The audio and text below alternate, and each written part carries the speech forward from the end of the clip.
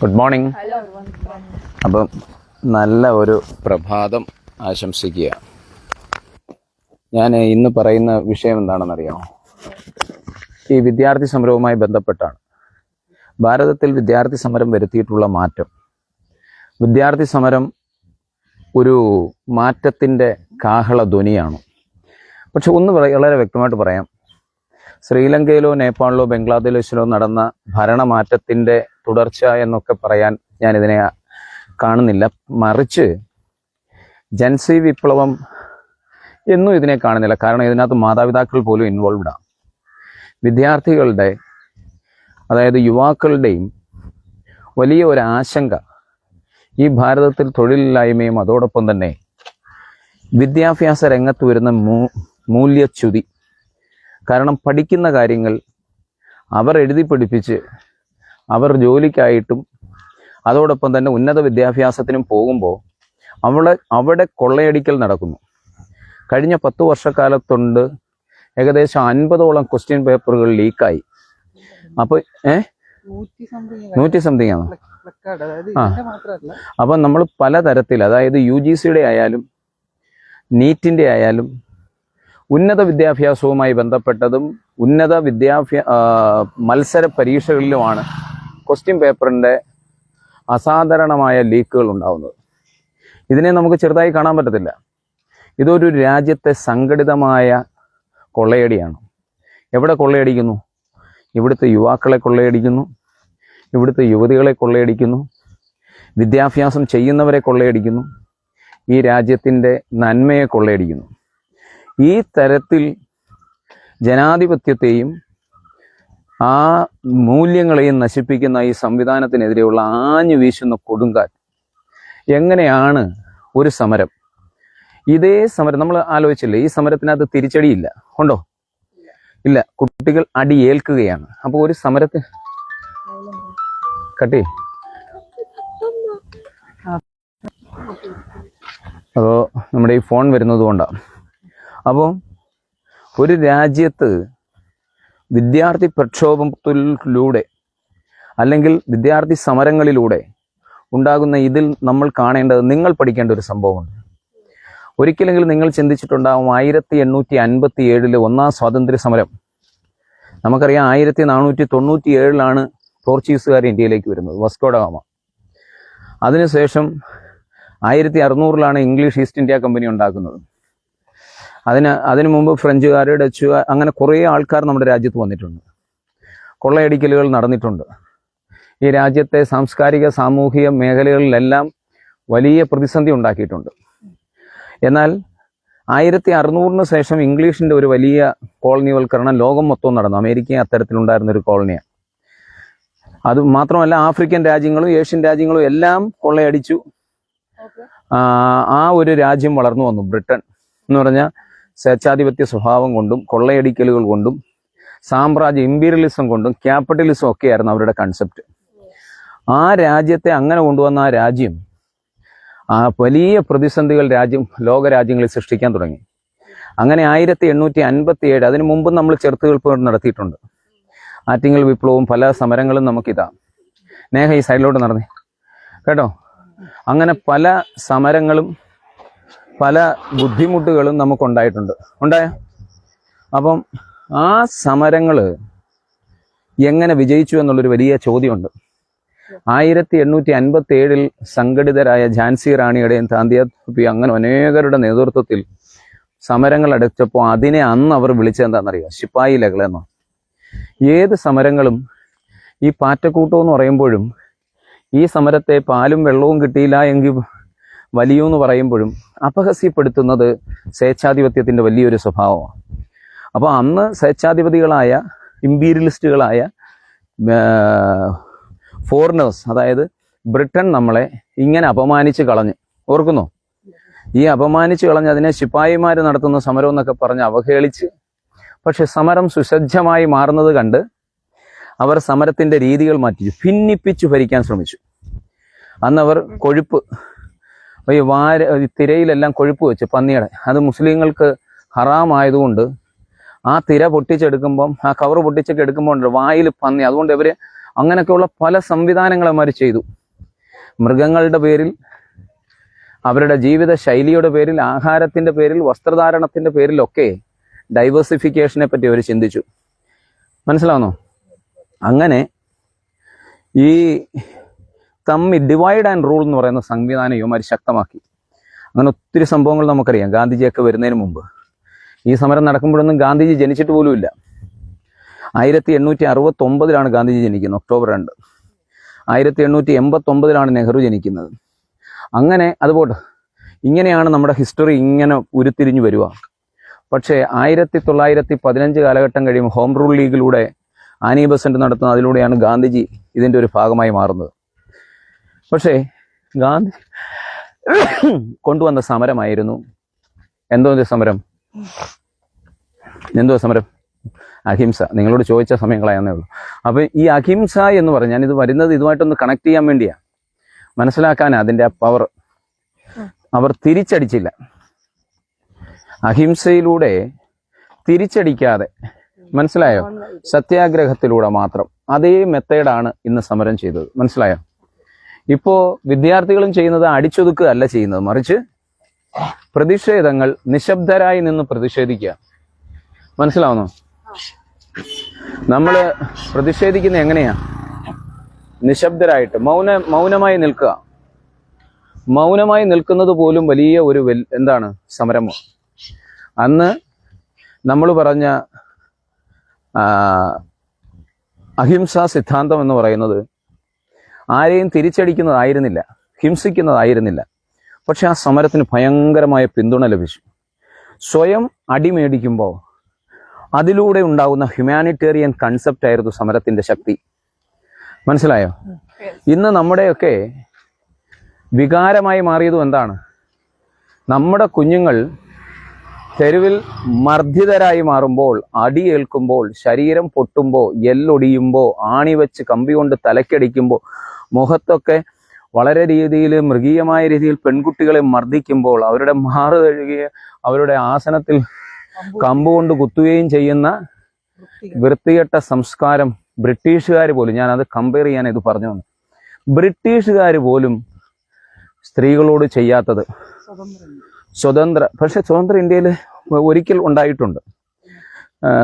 ഈ അടിയന്തരാവസ്ഥ കാലഘട്ടത്തിനൊക്കെ മുമ്പ് എന്ന് പറഞ്ഞാൽ ബ്രിട്ടീഷുകാർ എല്ലാവരും ഇന്ത്യ വിട്ടു പോകുന്നതിന് മുമ്പേ പ്രതിസന്ധി ഉണ്ടായിട്ടുണ്ട്. അതുപോട്ടെ.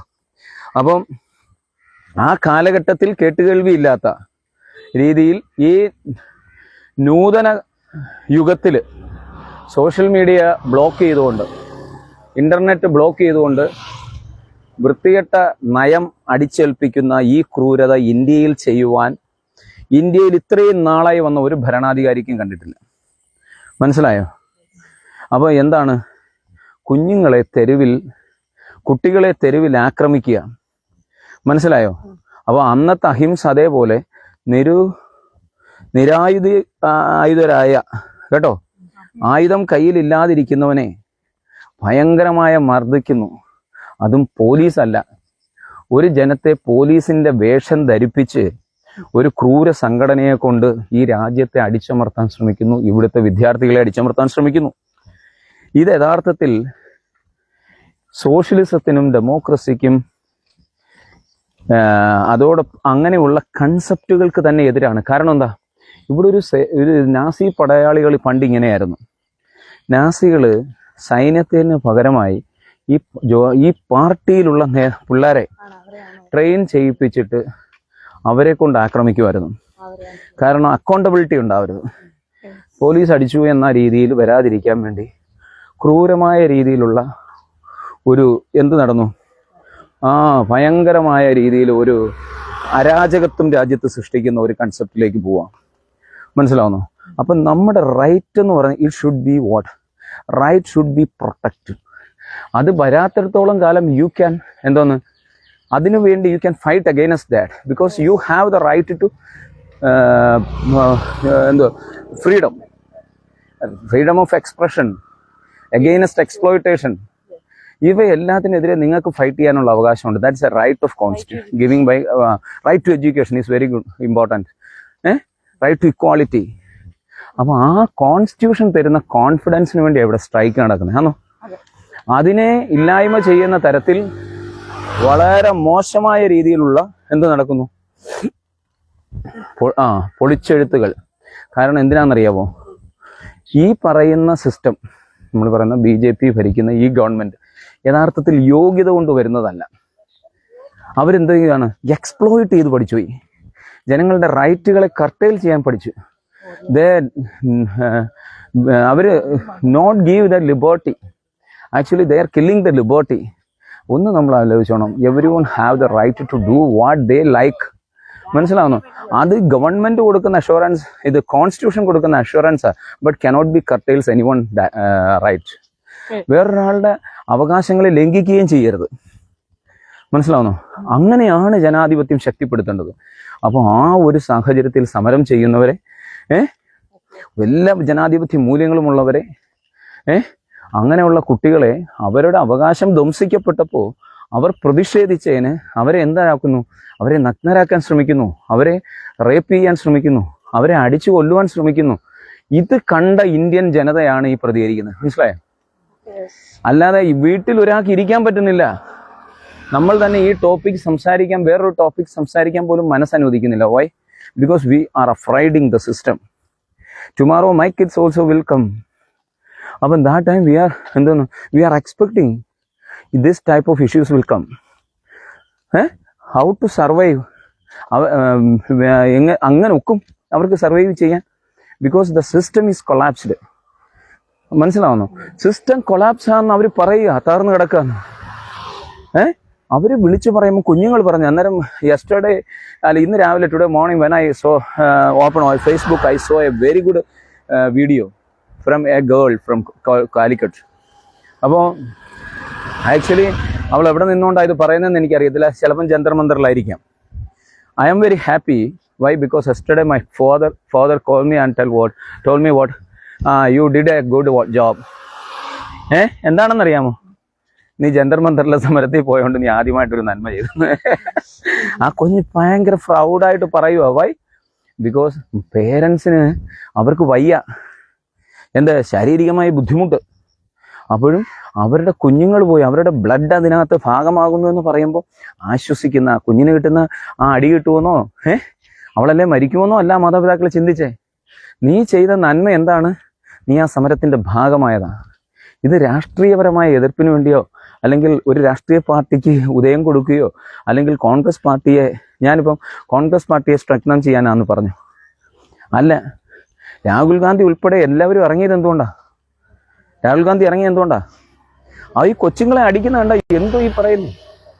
ഈ രാജ്യത്തെ വളർന്നു വരുന്ന യുവതലമുറയെ അടിച്ചൊതുക്കാൻ ശ്രമിക്കുന്നു എന്ന് കാണുമ്പം, ഭാവിയുടെ വാഗ്ദാനങ്ങളിനെ കണ്ട് ഇടിച്ചു കൊല്ലാൻ ശ്രമിക്കുമ്പോൾ, അവരെ ആക്രമിക്കുമ്പോൾ, ചോദ്യം ചെയ്തില്ലെന്നുണ്ടെങ്കിൽ അവൻ എങ്ങനെ മനുഷ്യനാവും?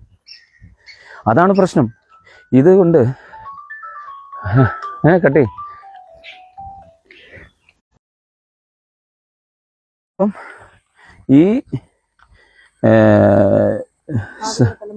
ഈ ഭാവിയുടെ തലമുറകളെ ഇങ്ങനെ അടിച്ചു കൊല്ലാൻ ശ്രമിക്കുമ്പോൾ അത് ഈ രാജ്യത്തുണ്ടാകുന്ന അരാജകത്വം വലുതാണ്.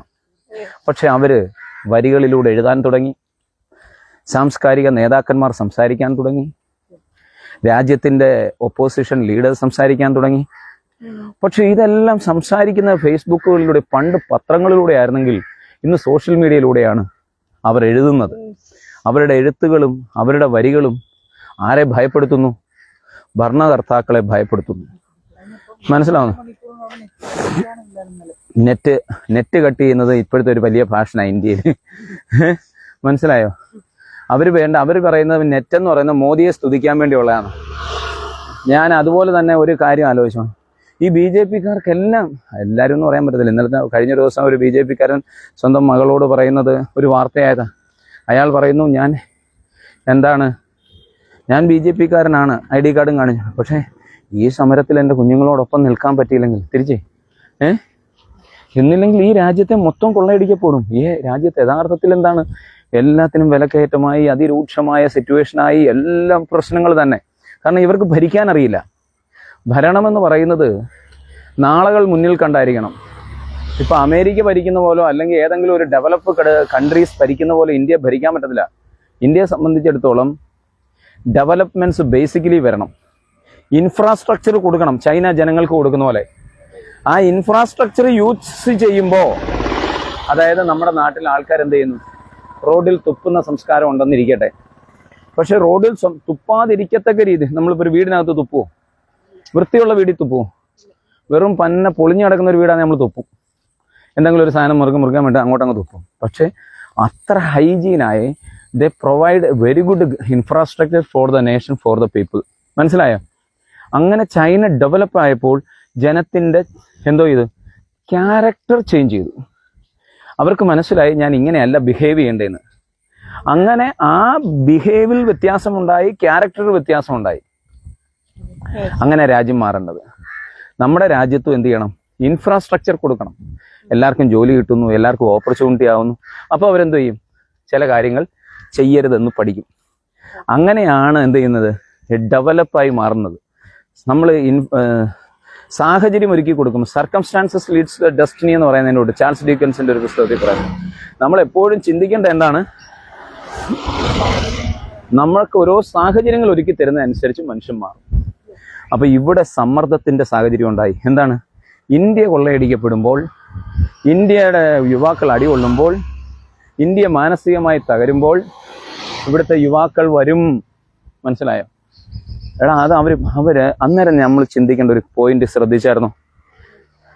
അവർ പാട്ടുകൾ എഴുതുകയാണ്. ആ പാട്ടിന്റെ വരികളിൽ വേടനെ ജനം അംഗീകരിച്ച് എന്തിനാ? പാട്ടിന്റെ വരികളിൽ എന്തുണ്ട്? അവൻ സമൂഹത്തിലൂടെ കുഞ്ഞുങ്ങൾ എന്തോ എഴുതുകയാ.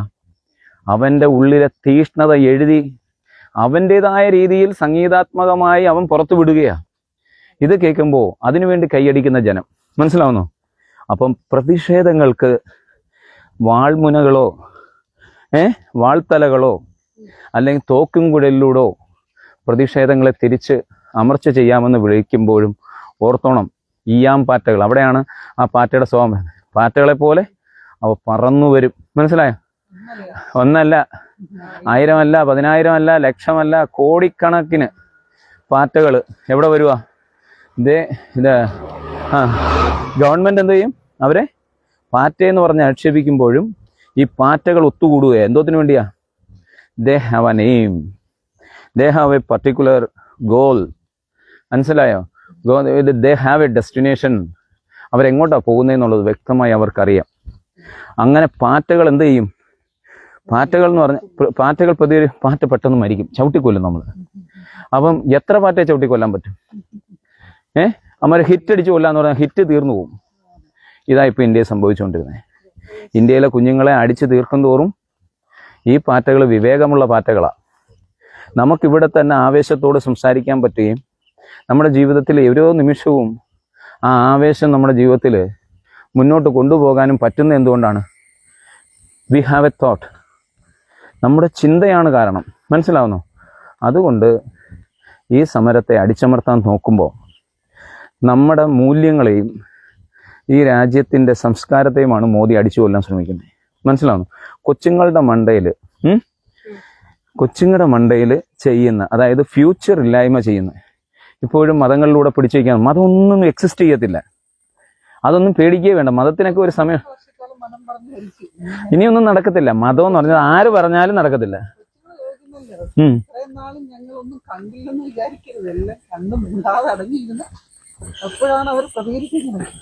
യെസ്, ഉറപ്പായിട്ടും. അപ്പൊ അവർ ജനം അങ്ങനെ പറഞ്ഞ ഏത് സാഹചര്യത്തിലും നിങ്ങൾ ആലോചിച്ചോണം. യുവാക്കൾ, ഇന്ത്യയുടെ യുവാക്കൾ, നമ്മൾ പഠിച്ചിട്ടിവിടെ ഭഗത് സിംഗ്, ഉത്തം സിംഗ്, ലാലാ ലജപത് റായ്, ബാലഗംഗാധര, രാജേന്ദ്ര പ്രസാദ്, എത്ര പേരാ. ഇവരൊക്കെ എന്തായി മാറി? ഇവരുടെ എല്ലാം വാക്കുകൾ വാളായി മാറിയ കാലഘട്ടമുണ്ട്. അതുകൊണ്ട് ഈ സമരത്തെ നമ്മൾ എങ്ങനെ കാണണം? ദേശീയതയുടെ സമരമായി മാറണം. അപ്പം BJP ആരാ? ദേശീയതയ്ക്കെതിരെ നിൽക്കുക. ഇവർ ദേശീയവാദം നടത്തുക. മനസ്സിലാവുന്നു? ദേശീയവാദം മാത്രമേ ഉള്ളൂ. ആക്ച്വലി ഈ രാജ്യത്തെ അടിച്ചമർത്തുകയും സെയിം ടൈം എന്ത് ചെയ്യുന്നു? രാജ്യത്തിൻ്റെതാണെന്ന് അവർ വരുത്തി തീർക്കുകയും ചെയ്യും. only through social medias. അപ്പോൾ ഈ സോഷ്യൽ മീഡിയയിൽ ഈ ബ്ലോഗർമാരൊക്കെ ഉണ്ട്. They are getting more than 1 lakh rupees per day for what? Because they have they are the influencers. They have followers. So they are using that people for what? Change the system. Understand? System change ചെയ്യാൻ വേണ്ടി അവന് പൈസ കൊടുത്തിട്ട് അവനോട് കള്ളം പ്രചരിപ്പിക്കുന്നു. അവനോട് പറഞ്ഞേക്കോ എന്തൊക്കെയാണ് നീ പറയേണ്ടതെന്ന്. മനസ്സിലായോ? നീ പറയണം ഇന്ത്യ വിദ്യാഭ്യാസത്തിന് ഇങ്ങനൊരു പ്രശ്നം പറ്റി, ഇന്ത്യയുടെ മാതാവിനെ ദോഷിച്ചു, ഇന്ത്യക്കെതിരാണ്, ഇത് BJP എവിടുന്ന് കൊണ്ടുവരുന്നു, ഇതെല്ലാം പാകിസ്ഥാൻകാരാണ്, അഫ്ഗാനിസ്ഥാൻകാരാണ്, ജിഹാദികളാണ്. അതിനകത്ത് സത്യത്തിൽ ഞാൻ നോക്കിയിട്ട് മുടിയും താടി അങ്ങനെയൊക്കെ ഉള്ളവന്മാരെ ഒരുത്തിനെ പോലും കാണാനുമില്ല. കാരണം എന്താ? ആ പാവങ്ങളൊക്കെ ഒളിച്ചിരിക്കുക. കാരണം എന്താ? അമ്മമാരുടെ പേര് പറഞ്ഞ് ഇത് നശിപ്പിക്കാതിരിക്കും. അപ്പോൾ ഒരു കാര്യം വളരെ വ്യക്തമായിട്ട് എനിക്ക് പറയാനുള്ളത്, കുഞ്ഞുങ്ങളുടെ സമരത്തിന്, യൂത്തിൻ്റെ സമരത്തിന്, മറ്റേ കോടതി അയാളുണ്ടായിരുന്നല്ലോ ഈ വിഷയമുണ്ടാക്കിയ പാറ്റയെന്ന് പറഞ്ഞ് സൂര്യകാന്ത് എന്തുവായിരുന്നു. ഇപ്പം പക്ഷേ എന്ത് ചെയ്ത് സൂര്യകാന്ത് കണ്ടം വഴി ഓടിയിരിക്കുക. ആരെയുണ്ട് BJPക്ക് അനുകൂലമായിട്ട് പറഞ്ഞുകൊണ്ടിരിക്കുക കേട്ടോ. ഇതാണ് അന്ന് ഇല്ല. ടോബിൻ്റെ അടുത്തൊരു കേസ് കോടതി പോയപ്പോഴും അവൻ പറയുന്നെങ്കിലേ അച്ഛാ കോടതിയിലൊന്നും പോകണ്ട. ഞാൻ ചോദിച്ചാൽ എന്താ? കോടതിയിൽ നിന്നൊന്നും നീതി കിട്ടത്തില്ല. എൻ്റെ ദൈവമേ, ഞാൻ കോടതിക്കാടുന്ന് ഒരു വക്കീൽ എന്ന് പറഞ്ഞാൽ ഞാൻ ഈ സർവീസ് ചെയ്യുന്ന ഒരു വക്കീലല്ലേലും ഞാനൊരു LLM ഒക്കെ കഴിഞ്ഞുകൊണ്ട് നിയമപരമായിട്ട് ഞാൻ പറയാം കോടതിയെ ബഹുമാനിക്കണം. പക്ഷെ യുവമാർ പറയുന്നതിൽ അയ്യോ ഒക്കത്തില്ല അവിടുന്ന് നീതി കിട്ടത്തില്ല ചോ. ഇത് അല്ല, വർഷങ്ങൾ കാത്തിരിക്കണമെന്നുള്ളത് കൊണ്ടല്ല അവൻ പറയുന്നേ. ഇത് മാനിപ്പുലേറ്റ് ചെയ്യുമെന്ന് മനസ്സിലാവുന്നു. ഇത് കാരണം എന്ന് പറഞ്ഞാൽ അതൊക്കെ ഇൻഫ്ലുവൻസ്ഡ് ആണെന്ന് ഒരു സാധാരണക്കാരനായ ഒരുത്തൻ പോലും പറയുന്നു.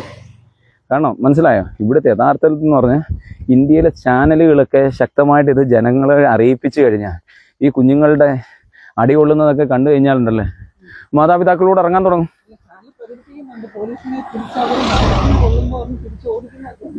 അല്ലെന്നേ, അത് പിന്നെ ജീവൻ മരണപ്പെട്ടു പോകും. ഇതിനേക്കാൾ വലിയ സമരങ്ങളും തിരിച്ചടികളും നമ്മൾ ചെയ്തിട്ടുണ്ട്. മനസ്സിലായോ? നമ്മൾ ഡു ഓർ ഡൈ എന്ന് പറയുന്ന സമയത്തും ആ ഡൈ വരുന്നത് നമ്മുടെ ചെറുത്തുനിൽപ്പിൻ്റെയാണ്. ആ സമയത്ത് കൈകൊണ്ട് യന്ത്രത്തോക്കുകളുടെ മുന്നിൽ പിടിച്ചിരിക്കാൻ ശ്രമിക്കും.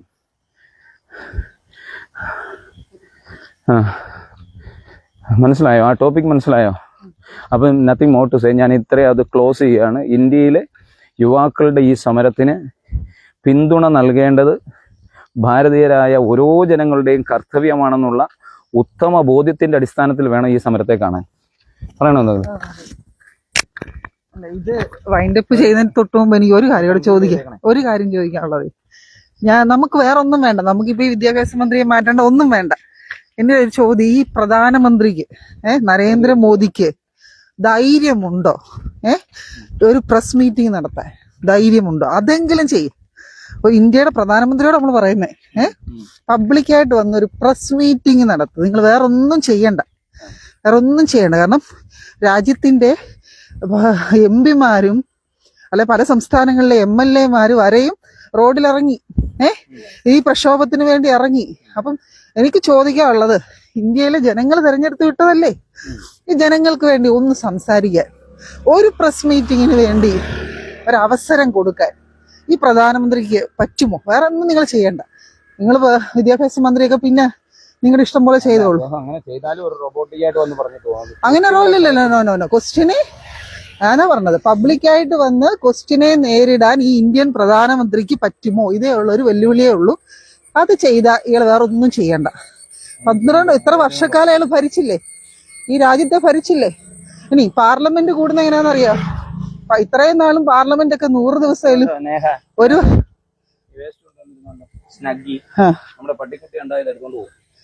വർഷം 100 ദിവസമെങ്കിലും 100 ദിവസമെങ്കിലും പാർലമെന്റ് കൂടിക്കൊണ്ടിരുന്ന ഇന്ത്യയിൽ ഇപ്പോൾ മാക്സിമം ഒരു 50 ദിവസം പോലും പാർലമെന്റ് കൂടാൻ പറ്റുന്നില്ല. അടുത്തത്, ഈ പാർലമെന്റില് എല്ലാ ദിവസവും കൃത്യമായി പങ്കെടുത്തിരുന്ന മൻമോഹൻ സിംഗ്, അദ്ദേഹത്തെ വെച്ച് നോക്കുമ്പോ എത്ര ദിവസമാണ് ഈ നരേന്ദ്രമോദി എന്ന് പറഞ്ഞ മനുഷ്യൻ ഈ പാർലമെന്റിൽ വന്നിട്ടുള്ളത്? അവിടെയുള്ള MP-മാരെ നേരിട്ടത് എത്ര ദിവസമാണ്? അപ്പൊ ഇത്രയ്ക്ക് ധൈര്യമില്ലാത്ത ഒരു പ്രധാനമന്ത്രി അവിടെ പോയി, അതായത് ലോകരാജ്യങ്ങളെല്ലാം കറങ്ങി അവിടെ പോയി ചിരിച്ചോണ്ടിരിക്കാനല്ലാതെ ഈ നരേന്ദ്രമോദിക്ക് എന്താ പറ്റില്ല? കാപ്പി കുടിച്ചല്ലോ. ഓക്കെ, ലിനി പറഞ്ഞത് വളരെ റെലവൻ്റ് ആയിട്ടൊരു പോയിന്റാണ്.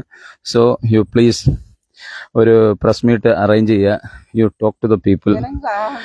അവർ അതെ അതെ എന്താണ് ഇന്ത്യ അഭിമുഖീകരിക്കുന്ന പ്രശ്നം, അതിനൊരു പരിഹാരം എന്ന് പറയേണ്ടത് ഇന്ത്യൻ പ്രധാനമന്ത്രി ബഹുമാനപ്പെട്ട നരേന്ദ്രമോദിയുടെ ജോബാണ്, അല്ലെങ്കിൽ അദ്ദേഹത്തിൻ്റെ ഉത്തരവാദിത്വ റെസ്പോൺസിബിലിറ്റിയാണ് എന്ന് കുഞ്ഞുങ്ങൾ വരെ പറയുന്നു എന്ന് ബോധ്യപ്പെടുത്തുന്നു. സമരത്തിന് എല്ലാവിധമായ കുടുംബപരമായ ഐക്യദാർഢ്യം പ്രഖ്യാപിക്കുന്നു. ലാൽ സലാം, ജയ് ഹിന്ദ്. ലാൽ സലാം എന്ന് പറഞ്ഞതും ഈ പറഞ്ഞ എന്തിനാണെന്നറിയാമോ? ലാൽ സലാം എന്ന് പറയുന്നത് ഇന്നലെ ഭഗത് സിംഗ് പറഞ്ഞ ഒരു കൺസെപ്റ്റ് പറഞ്ഞതുകൊണ്ട് പറയാം. ഇൻക്ലാബ് സിന്ദാബാദ് എന്ന് വിളിക്കുന്നവരാണ് നിങ്ങൾ എന്ന് പറഞ്ഞ് ആക്ഷേപിക്കുമ്പോൾ കാലഘട്ടത്തിന്റെ മുദ്രാവാക്യങ്ങളിൽ അത് വന്നുകൊണ്ട് ഇവിടെ ആരും ഭയപ്പെടേണ്ട കാര്യമൊന്നുമില്ല. ഇൻക്ലാബ് സിന്ദാബാദ്, വിപ്ലവം ജയിക്കുക. ചില സമയത്ത് വിപ്ലവങ്ങൾ വേണം. നിശബ്ദമായ വിപ്ലവങ്ങൾ വേണ്ടി വരുന്നിടത്ത് നിശബ്ദമായ വിപ്ലവങ്ങൾ വേണം. വിപ്ലവങ്ങൾ തോക്കിൻ കുടലിലൂടെ അല്ല, വായിൽ നിന്ന് വരുന്ന വാക്കുകൊണ്ട്. മനസ്സിലായോ? ആ വിപ്ലവത്തെ പറ്റി ഇവിടെ സംസാരിക്കുന്നത്. സോ ജയ് കോൺഗ്രസ്, ജയ് ഭാരത്, ജയ് ഹിന്ദ്. ഓക്കെ, അതൊക്കെ വന്നോട്ടെ. അല്ല എന്തോന്ന്, ഗുഡ് മോർണിംഗ് രഞ്ജിത്ത്.